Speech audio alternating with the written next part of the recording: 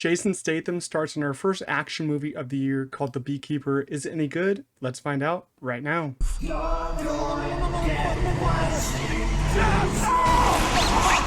Welcome back everyone to the channel. I hope you're all doing well. As I said in the intro, we're going to be reviewing The Beekeeper starring Jason Statham. Before we get started, make sure to like this video, subscribe to the channel. It's free to do so, helps out a lot. I'm going to read you guys a quick plot synopsis just so you know what the movie is about. One man's brutal campaign for vengeance takes on national stakes after it's revealed that he's former operative of a powerful and clandestine organization known as the Beekeepers. Alright, so before we get into the movie, I do kind of want to expose myself a little bit.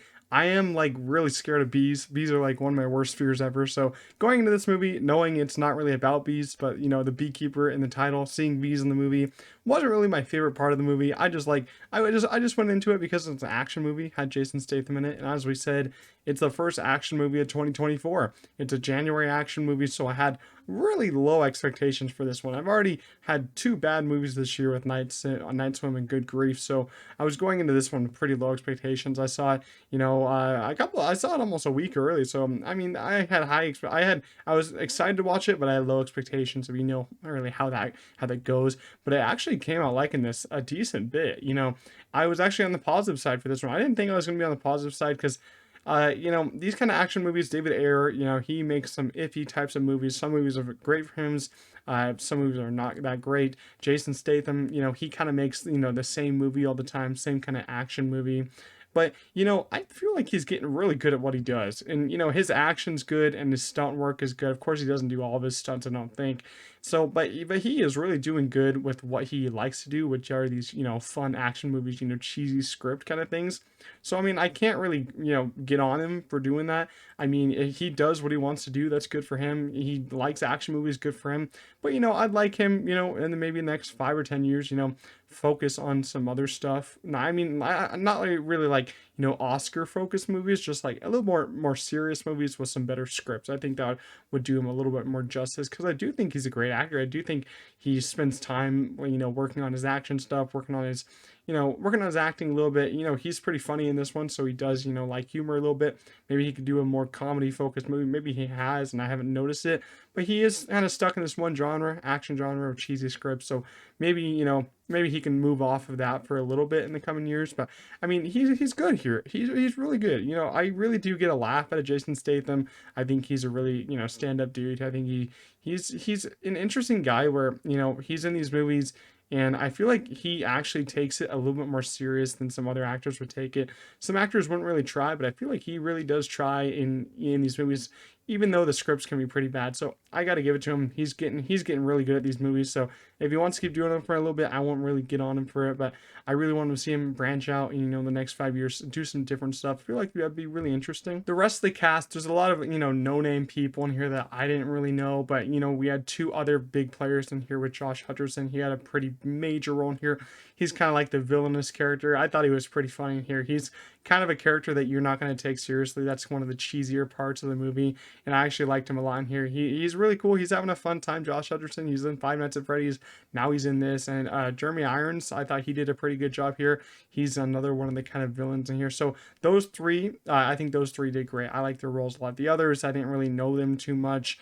And, you know, the others did great, but they didn't really have roles that I was really interested in. Those three all had roles that I really liked and, you know, wanted to see them on screen. Every time they popped up, I was like, oh, I'm investing here. It's pretty good. And the action here, it's pretty good action. You just gotta see it to witness it. I mean, I do think that this is a, you know, it's a hardcore popcorn flick. So if you're going to go watch this in a theater, which I do recommend, you got to get some popcorn for this one, get some snacks for this one. I might even go see it again. I got to get snacks for this one. And it is, you know, some of the action, I feel like some of the action was a little bit better than some of the other action. You know, it's not all perfect action, but I will say it's all pretty entertaining action. It was a little bit weird because I saw this in IMAX. The early screening was in IMAX.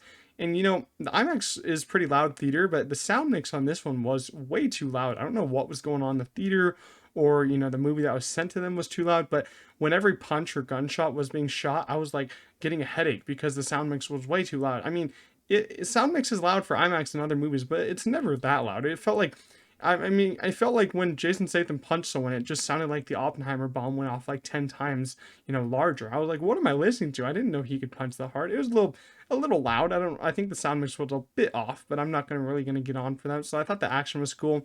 There's an FBI, two FBI agents in here. I'm not gonna say too much. There's an FBI subplot in here that I didn't really care for. It kind of took me out of the movie a little bit, so it kind of brought me down just a little bit on it. I mean, it's the runtime's an hour and 46, so it's not that long, but the FBI subplot kind of made this, drag on just for a little bit longer. Like, I just want to see Jason Statham take down people as the Beekeeper. And if you, I mean, it is called the Beekeeper, but I want you guys to take a shot every time they mention a bee or the Beekeeper. You'll probably die by the end of the movie, not gonna lie, because they do mention bees and beekeepers like every single minute in this movie. So don't take shots every time that happens. But it's your choice, but don't do it. Yeah, the FBI subplot didn't work for me. I feel like that's one of the weakest parts of the movie. Also the script, but I didn't go into it looking for a good script. But I will say one of my favorite part of this movie, and I feel like this will shock everyone.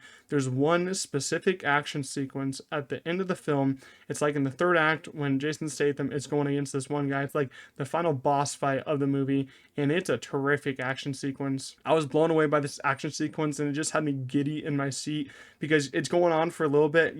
Jason Statham's fighting these guys in the whole movie, and he takes them down in like 2 punches.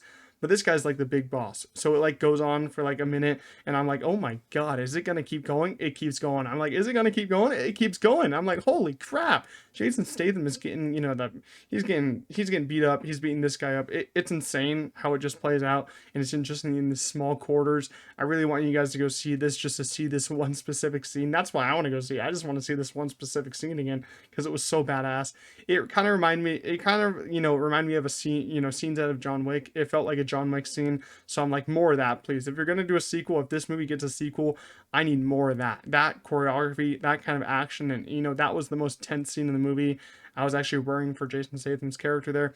That was an amazing action sequence. I thought everyone in my theater was like so zoned in on the action sequence. After it was done, you just hear a breath go out of everyone. You're like, oh, he's good. I'm like, holy crap, the action sequence was so good. Like, you're gonna know it when you see it. It's towards the end of the film. It's like a boss fight for him. It's a terrific action sequence. As I said, its pace is pretty good, except for the FBI subplot. I thought that was just a little rough for me. But overall, The Beekeeper, it's the best movie of the year now. I'm not going to say that after this. I'm not going to keep saying that if a movie's better than this. But it is the best movie of the year. It beat Night Swim in good grief. It surpassed my low expectations, which isn't saying a lot, but it's a pretty entertaining popcorn flick. Has some pretty good action. Jason Statham is getting really good at what he's doing, and has that one specific action sequence that is terrific at the end. So I had a pretty good time. I'm going to give The Beekeeper a 6.5 out of 10. I didn't think this was going to get above a 5, to be honest with you, but I'm actually pretty giddy about this one. It's pretty cool. I want to go watch it again. Let me know down in the comments, did you guys watch The Beekeeper? If you did, leave your thoughts down below. Make sure to leave a like, subscribe to the channel. It's free to do so, and I'll see you guys in the next one. Peace out.